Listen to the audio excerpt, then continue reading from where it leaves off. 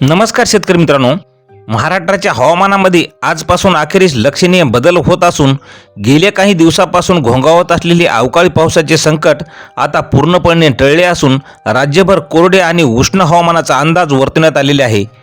तर आज 27 फेब्रुवारी शुक्रवारपासून पुढील काही दिवस तापमानामध्ये हळूहळू वाढ होण्याची शक्यता असून बहुतांश भागात आकाश स्वच्छ आणि मुख्यत्वे निरभ्र राहणार आहे। मुंबई आणि कोकण पट्ट्यात कमाल तापमान 34 ते 36 अंश सेल्सिअसच्या दरम्यान राहण्याची शक्यता असून किमान तापमान हे 23 ते 25 अंश राहील।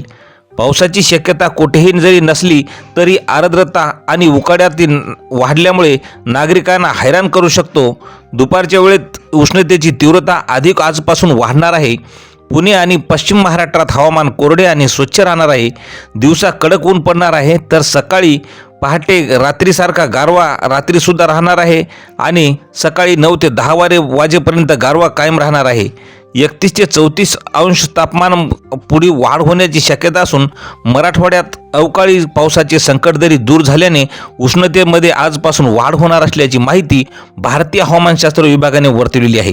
तर मित्रांनो, अशाच माहितीसाठी आपल्या चॅनलला सबस्क्राईब करायला विसरू नका। धन्यवाद।